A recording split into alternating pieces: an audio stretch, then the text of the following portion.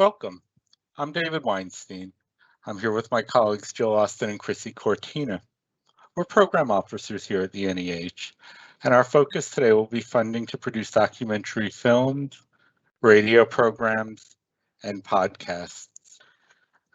Please put your questions in the Q&A area to the right of your screen, and you can add questions at any time. We will also leave time after the formal presentation for questions.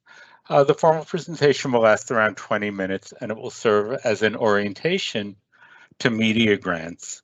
The webinar is closed captioned, and for closed captioning, click on the CC icon on the lower right-hand corner of your screen. This webinar will be recorded and posted on the NEH website in the section on media projects. So again, this will be about a 20-minute presentation. We'll give you an overview of the NEH and the Division of Public Programs.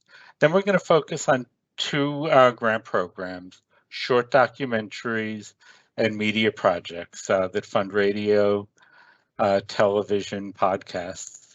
We'll give you some news, changes in the guidelines for this year, some tips for applying, and we'll leave some time for your questions.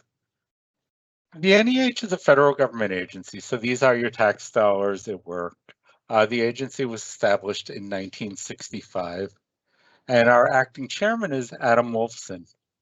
People sometimes ask, what are the humanities?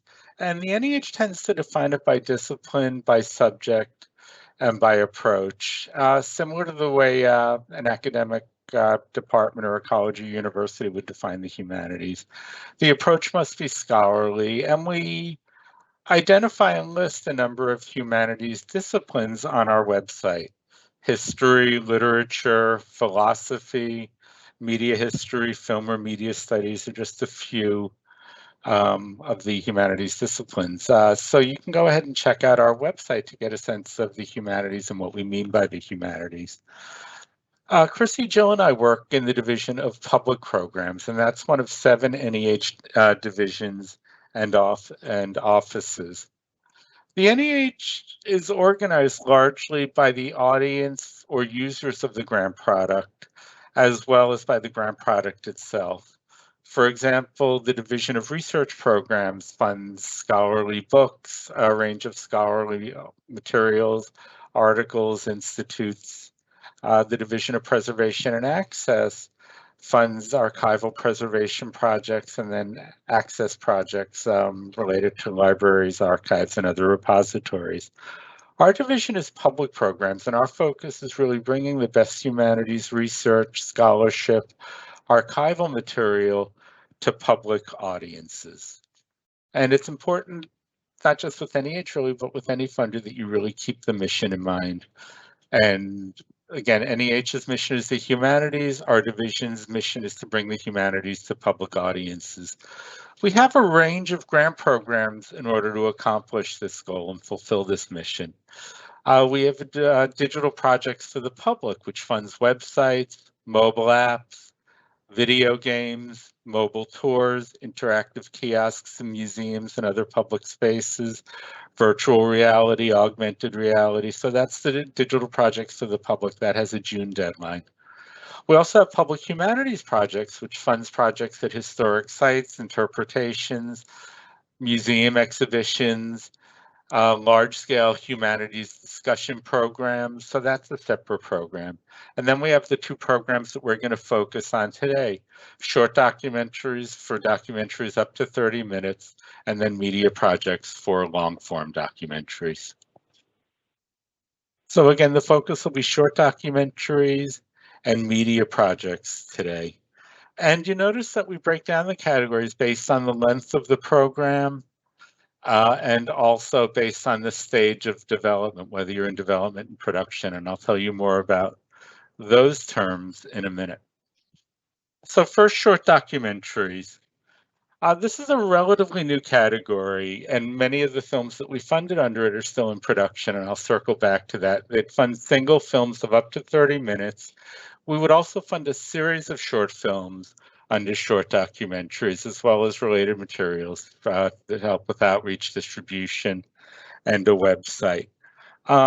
one of the films that we funded that is close to completion is called Ginsberg's Karma.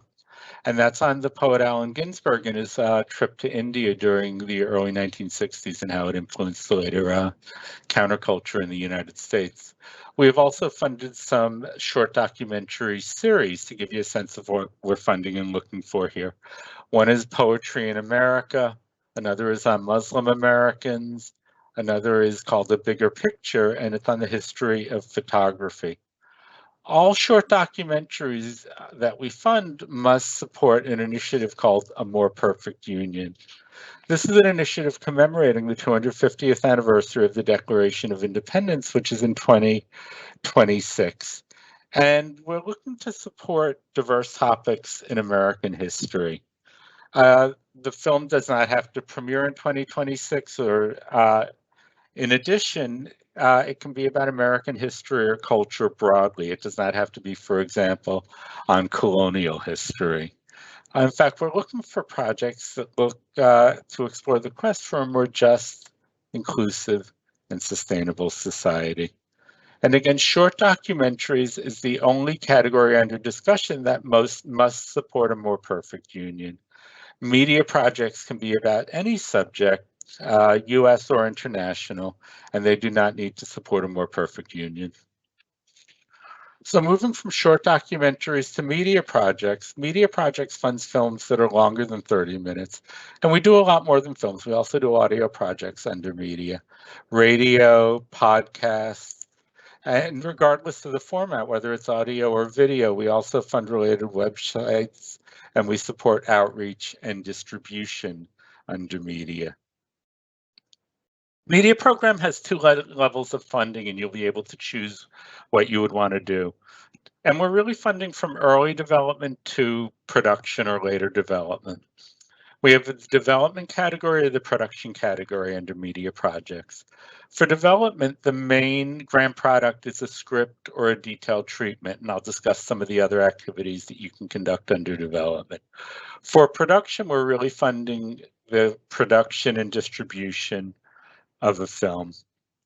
So in general, the more money that you request, the further along we expect your project to be and the further developed we expect the project to be.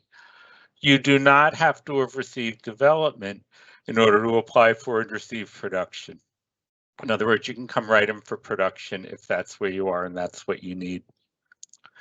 For media, we have 2 deadlines a year. The next one is in August for both development and production, and then January 2022. Let's move on to discuss the particular funding levels in a little more detail. So development grants are for up to $75,000 for a single film or a series of films.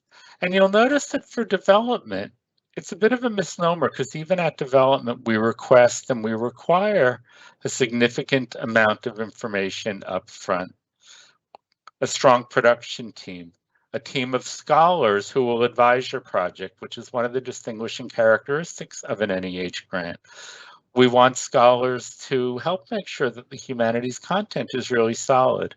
For both development and production, we require humanities themes, and the NEH in the film and radio world is really unique in requiring humanities themes as part of an application.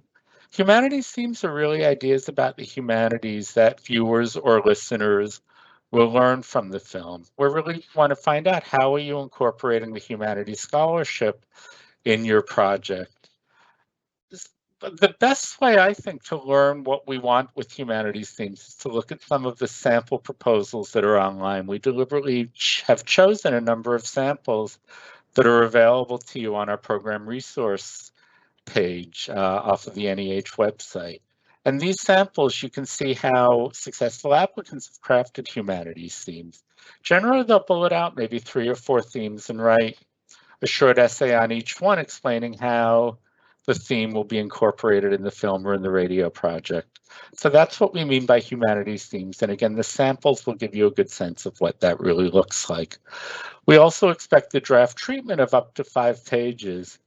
Especially for film, most of what we fund at development production is historical documentary. And they're stories that almost by definition have already happened. And we expect you to be able to do the research and be able to at least draft a narrative, a treatment, a story that will give us a sense of the narrative arc and also how you're going to start to incorporate humanities themes and humanities ideas. So during the development phase, should you receive a grant, the activities would include meeting with scholars, pre-interviews, preparation of script or treatment. If you're not a writer, if you're more of a director who hasn't written a lot, you might want to bring on a writer during this stage. You can put some money towards production of a sizzle reel or a work in progress, but that's only part of what we want you to do. We really want you to consult with scholars, consult with writers, really work on this sort of intellectual framework and how it'll be present and how the humanities will be presented in the film. Production grants are our big money grants. They're for up to $700,000. And by the time you come in some ways the prerequisites aren't all that different from development, but we expect the project to be much further along. We expect the research to have been completed. We expect you to know what the film is going to look like in terms of a visual approach, strong media team, strong scholarly team to be successful, well-developed humanities themes, a treatment or a script that's 15 pages per hour of film, and work sample and a good plan for fundraising and distribution. Sometimes applicants ask if they need to have distribution agreements signed and totally lined up at the time of the application. The answer is no. You do not need to have distribution lined up at the time of the application, but you do need to have a good argument as to how and why you'll distribute the film or radio program. And if you do have even letters of interest from potential distributors, that's very helpful. So again, it doesn't have to be a signed distribution agreement, but it does have to be a strong sense that you will get the project distributed to a broad audience, and letters or supporting materials from partners can be very helpful.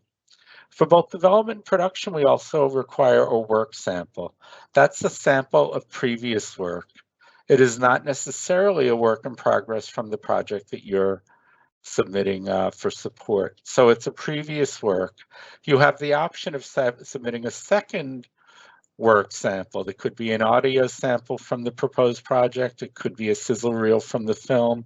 That's not required. What is required and what we're really interested in the most is a sample of your previous work that shows that you have the skills and the background to do the work as proposed, especially given the high money grant level, the amount of money that's involved. So activities under production could include scholarly consultation, review of scripts, research, work on engagement, basically everything you need to do to make a film and get it to the public. If a film is complete, we would not only fund engagement under media. We would not only fund a website to go with the film if the film is complete, or if the radio program is complete and you just want to do a website to promote it or to put some extra audio content up. You might be able to get funding for one of the other grant programs, either digital projects to the public or public humanities projects for some of those activities. But if the project is complete, it's a little bit late to come in. We want our funds to go to make projects that might not exist otherwise. I want to give you some examples of projects that we have funded. So again, you get a sense of what we're looking for. We fund a lot of biographies. For example, these have aired on public TV, but in some cases also they've been distributed theatrically or on cable. And I say also, but sometimes even instead of through public media. So really through a variety of formats. One film is The Worlds of Ursula Le Guin by Arwen Curry. That's a biography of the science fiction writer Ursula K. Le Guin. We also funded The Loving Story, which aired on HBO and later became the basis for a Hollywood film about the landmark Supreme Court case that legalized interracial marriage. We funded Adios Amor, which is a biography of Maria Moreno, who was a prominent labor organizer whose story had been lost to history before this film by Laurie Coyle. Not everything we fund is biography. We also funded a film called Hillbilly, which is looks at the image of white Southerners in the media, and it even touches on contemporary images and contemporary politics, even though it's primarily historical. So it doesn't have to be exclusively historical to merit funding from NEH. Who Will Write Our History by Roberta Grossman is an international project. It's on the Warsaw Ghetto and resistance to Nazism during the early 1940s. We funded Mr. Soul by Melissa Hayslip about Ellis Hayslip, which is a cultural history of the TV program Soul, but it's also more broadly a history of African American culture during the late 60s and early 70s. And one reason I mention that is to note that we do fund pop culture projects. Many of the projects that I'm giving as examples were produced or directed by first-time NEH grantees, but at the same time, these grantees had a strong record of making and distributing other films. They were not beginners when they came to the NEH. We also fund a range of radio programs, several that have been distributed through public radio, public media, and also podcasts and podcasters that have worked through a variety of distribution venues. And especially as that landscape is changing, we're looking at different distributors. The literary journal, the Oxford American, for example, got a grant from us recently to do a podcast series in conjunction with the magazine. There are a few changes in media and the media guidelines, which we call the NOFO, Notice of Funding Opportunity, that you should be aware of. We have shortened the narrative section. It used to be 20 pages, now it's 15 pages. And that may sound like a lot, but once you break it down, we ask for discrete sections of information. And in many cases, it'll be a couple pages for each one. So one takeaway that I hope you get from this webinar is that we really don't want applicants to be too intimidated by an NEH application. Sometimes just casually at conferences, we'll hear about how difficult it is. And we really do want to try to make it easier and doable for you to apply to the NEH for your media project, both for working directly with grantees or applicants, but also through sort of breaking down the sections and seeing that it might not be all that daunting. We also have shortened the section that we used to call, or still do call, the program synopsis. That's a 500-word synopsis now of the program. We have streamlined and shortened the budget instructions, and we've updated the frequently asked questions with special attention to helping potential applicants fill out the budget part. I want to transition now to talk a little bit about the application review process. When applications come into us, staff reviews the applications for minimal completeness and eligibility. We then send them to peer review panels, and this is really the foundation of our review and the foundation of even what we do in the division, and some would say even the agency. A combination of practitioners and scholars will review your application. Practitioners might be media producers or directors, might be distributors, might be people from public television, filmmakers, a variety of people, radio producers, and also scholars. We're always looking for panelists, and it's a good opportunity not only for public service, but also to learn a little bit more about how the NEH does what it does and what's going on in the field. So contact one of us. We'll give you our contact information at the end of the presentation if you might be interested in serving as a peer review panelist. After the peer review panels meet, they provide evaluations.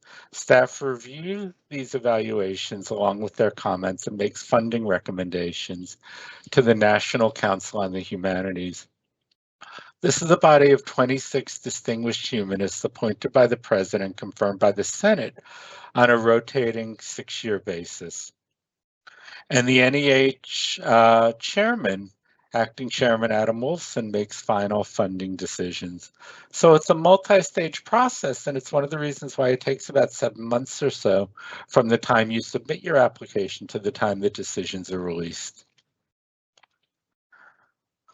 We have some tips now about what a successful proposal looks like, and I bulleted some of them.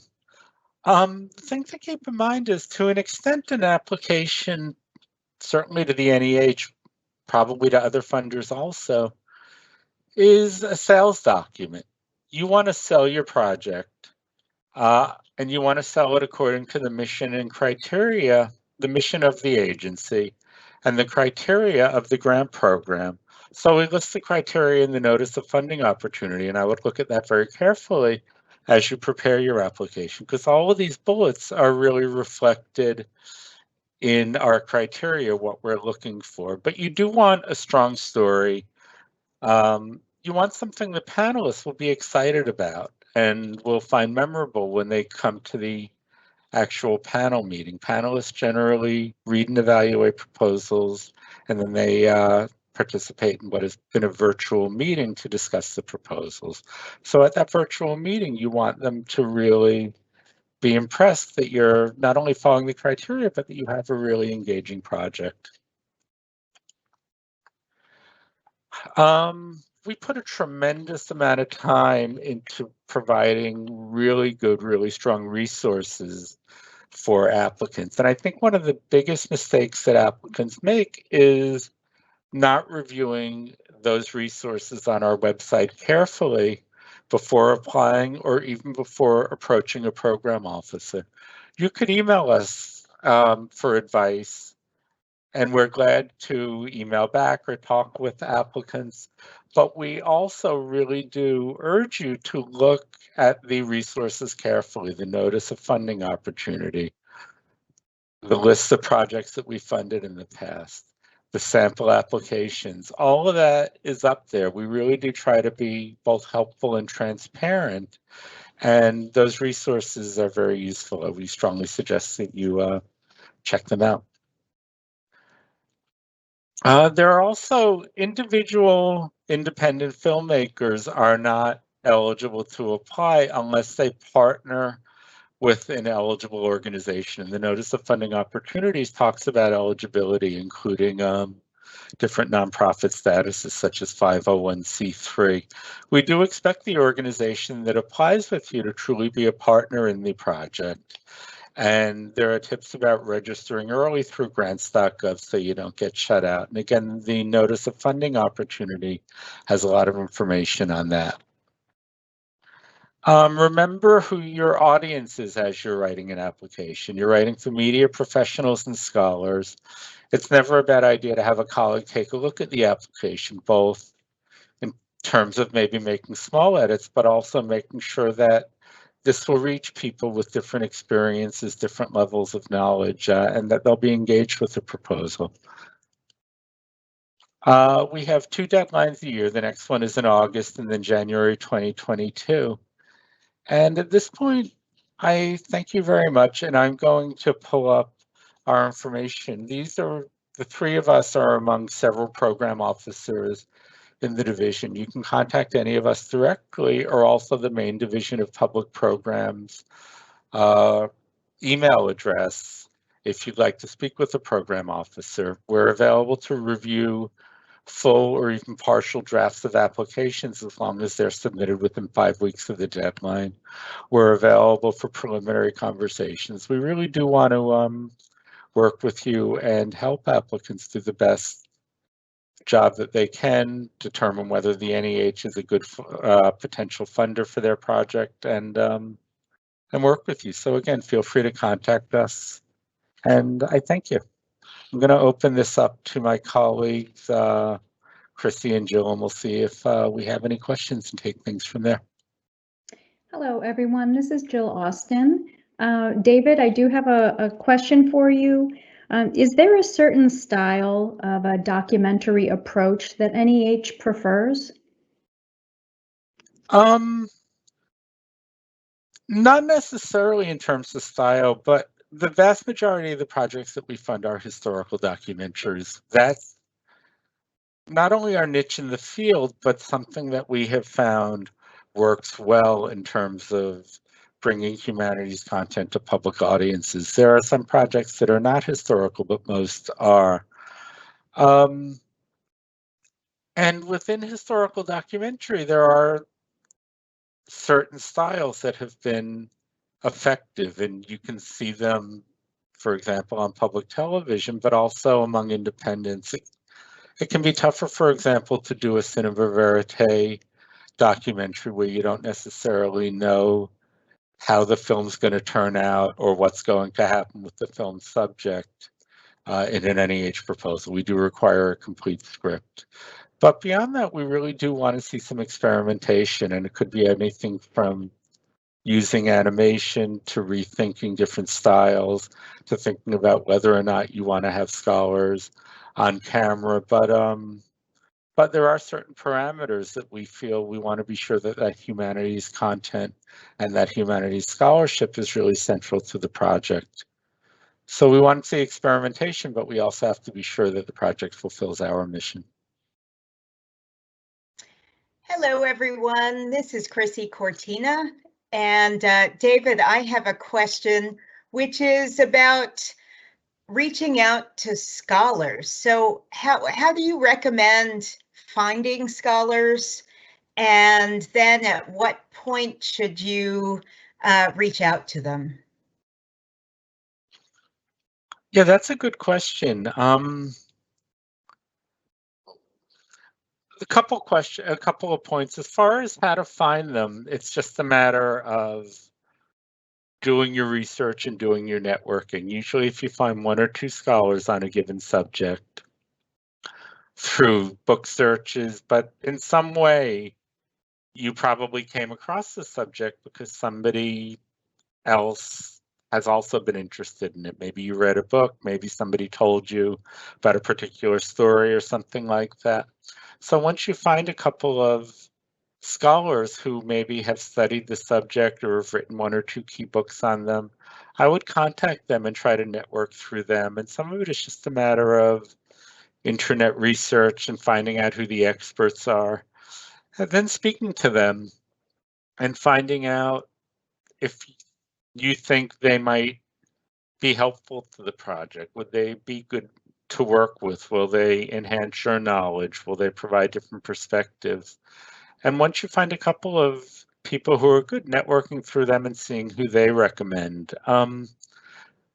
It sort of leads to another question about how many scholars are typically serve as advisors on a project, and that can vary a lot. Sometimes radio projects, for example, will have large advisory boards for a series of radio shows, but it's because one or two scholars may have expertise on a particular episode. For a single documentary, you don't want too many scholars or things can get unwieldy. I would say 4 or 5 might be the average, but it does vary a lot depending on the scope of the project, the complexity. I don't know if my colleagues have anything to add about that, Chrissy and Jill. I don't think I do. Jill? No, that makes a lot of sense. I do have another question, if you wouldn't mind taking another, David. Sure. I think that one was well explained. There's a question about work samples, and you talked a lot, I think, about work samples, but does the work sample have to come from the project director, who is presumably the filmmaker, or could the work sample come from another member of the production, such as a director of photography? The work sample should really come from a director, and it sometimes can raise red flags for us if it doesn't, and you would want to explain why. And our thinking is that if you're directing the film and we're supporting the film by, again, putting taxpayer money behind it, we want to be sure that the director has the skills and the experience to do the film as proposed. And it can be a little bit tricky assessing that if we don't see a sample of previous work. Now, it could be the kind of thing if you're working very closely, for example, with a very experienced director of photography or cinematographer and a very experienced editor, and you could explain, well, I'm not as experienced as a director, but the DP, director of photography, is going to help set the interviews up and set and do a lot of the visual work. And maybe you have a writer who will help structure the story, and maybe you have an editor already on board. But to the extent that you don't have that experience, and I'm making a jump a little bit from asking if the work sample has to be from the director. I get that question most frequently with the director who might not have the kind of sample that they think will be competitive because maybe they don't have that experience. So the answer is usually to partner and explain how you're delegating the responsibilities and the work on the project. So even if the director isn't super experienced, there's enough of an experienced team who are really working as partners that the project, that the NEH could still feel confident and comfortable making that award. So in that case, maybe if the best sample from the NEH's perspective is somebody from the director of photography, you could certainly submit that, but you would also want to explain why you're doing that versus submitting the director's sample. That very good. We have a question about partner organizations, and someone has asked, can you talk a little bit more about the partner organization? Specifically, can an applicant claim costs incurred by the partner organization in the budget, such as, let's see, such as staff, personnel, artist samples, things like that? The budget should include all expenses. So if your partner organization is incurring expenses that are related to, for example, in a production grant, assuming that it's a film project, making the film, or a radio project, making the radio project, you could certainly budget for those items and include them. It's really anybody who's working on the project should be budgeted and could be budgeted. Some of these questions might get into issues of, if it's the applicant organization, how to allocate their funds, because applicant organizations generally take a fee as part of their work, a fiscal sponsorship fee or something like that. So the short answer is yes, if it's a legitimate expense. The slightly longer answer is check out the notice of funding opportunity. We have a lot of frequently asked questions specifically on budget, and you can contact one of us or even the NEH's Office of Grant Management if after reviewing those materials there are still some sort of gray areas in terms of whether or not you can budget something or whether or not it might, how that might work. Very good. And there's just one more follow-up question, and I think this will be, I'm asking these verbally because I think they'll be helpful for other applicants. So the same person says about indirect costs, if they choose to go with the base 10%, is there any additional certification that they must submit? That, I believe, is a grant management question. Check out the notice of funding opportunity, and it does talk about fiscal sponsorship and what you would need to submit and fees related to that. Okay, thank you. Okay, I have another one, David. This is Jill. What do you really need in terms of a rough cut? Do you need a rough cut at the development stage? Is it really a matter for the production level? That's a good question. We do not require a rough cut at either the development or production stage. Our expectation is we don't see a lot of rough cuts at the development stage.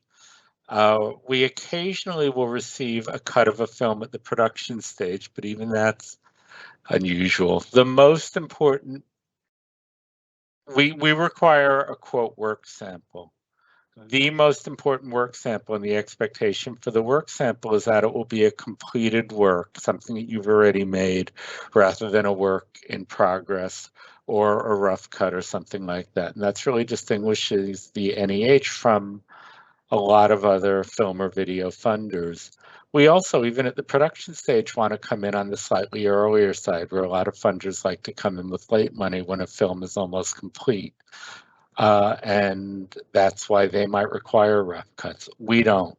Now, if in addition to your completed film, we do allow one other video submission, quote video submission, and that is a work in progress. If you want to submit it, if you don't have one that's good, you do not have to submit that second work in progress. You can only submit the sample of your previous film or previous work. Okay, David, we have a question about if you could talk a little bit more about what makes a competitive development grant, especially when a project doesn't already have, you know, a work in progress or work sample. What makes a competitive development grant? A really good treatment, a good subject, a good story, a project that is firmly in the humanities. And we list some of the other criteria, including a media team that has experience in this kind of project, a good scholarly team.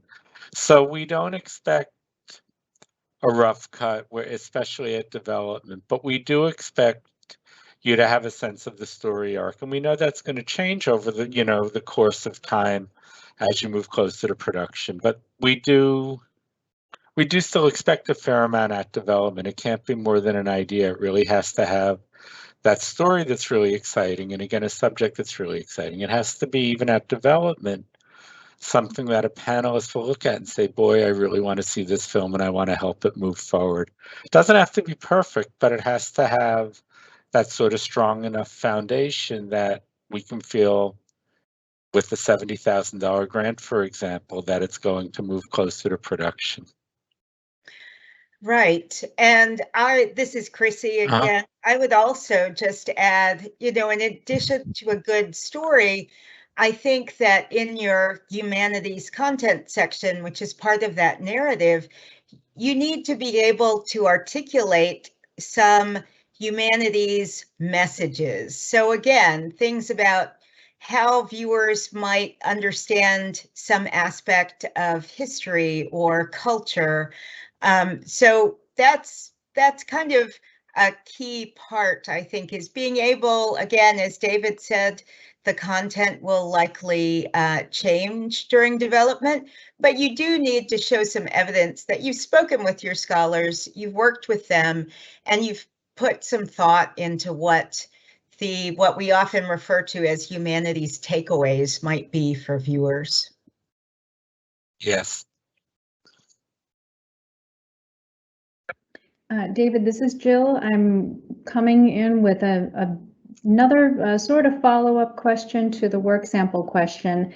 What about an applicant who is in the position of applying for a full-length documentary, a feature-length documentary, but doesn't have a work sample that is feature length? They may have a completed short film, for example. Is that sufficient to submit in the case of asking for support for a feature-length film?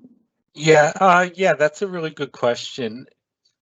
It could be if it's not only a strong film, but if it's similar to what you're proposing. So, for example, if it's a 30-minute film that seems to have strong humanities content and is really good, and now you're proposing a 90-minute film on a different subject, just for argument's sake, the reviewers, the panelists will look at the 30-minute film, see your talent, see that you know how to make a film in the humanities, and that could absolutely help you. So I wouldn't worry about the length. Where it gets a little bit tricky is if the short film was on something totally different. And then panelists would still evaluate it and try to assess your talent as a filmmaker. But then we also have to try to figure out, okay, does that talent in making, I don't know, a verite documentary or a family or a more intimate portrait, does that translate into the kind of humanistic film that the NEH would want? And that's where we would look at some of the other elements of the application, including some that Chrissy mentioned about the humanities themes, the humanities content, the advisors, the other people working on the project. So even a short film that shows that you have talent could be helpful. But the ideal is a previous film in the humanities, even if it's a short, that again gives the panel confidence that the NEH can make a grant and that it will support our mission. I have a question that's come in, which is about applicants reapplying. And so the first question is, may an applicant reapply? And then the second piece is, so what would make the second application, I guess, be reconsidered seriously? So is the bar higher if a project reapplies? The bar is not higher for a reapplication. You may reapply. Every application is considered independently. So you could absolutely reapply. After the review, you will receive comments from the panel that reviewed your proposal. Should you reapply, you would get a different panel, so it wouldn't be the same panel, but you could still use those comments as constructive criticism to try to craft a revised application. It's very rare that if you apply, don't get funding, and apply with, well, let me say this a little bit differently. Sometimes applicants apply, the project isn't funded, and they put in the same application. That usually doesn't work. You would probably need to at least do some revision, and the panel comments, NEH staff, and just sometimes time will help you figure out what you might want to do to revise and resubmit the proposal. But we absolutely take revisions, and no, we don't even necessarily tell the panel this was submitted before. Each application is judged independently as something new. Thanks, David. That was really helpful. This is Jill again. A question about, I know that the NOFO has shortened the budget form and those requirements to hopefully simplify this, but sometimes the budget system and the disbursement system, mainly at the production level, can still be kind of confounding. Could you elaborate a little bit on how the funding and the disbursement works at the production level, especially? Should you receive a grant, you'll receive a lot of material from the Office of Grant Management about dispersal and how to request funds. It would go through, of course, not only through the grantee of record is what we used to call the fiscal sponsor, basically the nonprofit that applies to the NEH. And there's a set of sort of rules and procedures for how they would request money. It usually is in the form of reimbursement, but that's a different part of the agency really delves into the nuts and bolts of how to disperse funds, how to account for it. But we do have all kinds of procedures that the Office of Grant Management and Accounting will work with you on should you receive a grant. Excellent. I haven't received any additional questions. I'm not sure if Jill, if you have seen any? I've just got one more. Could you just speak a little bit as to whether or not there are any restrictions, either than what you've already discussed about the nonprofit agency that an individual filmmaker would work with to apply? Are there any restrictions on choosing this nonprofit? Or advice? No, well, not necessarily. I mean,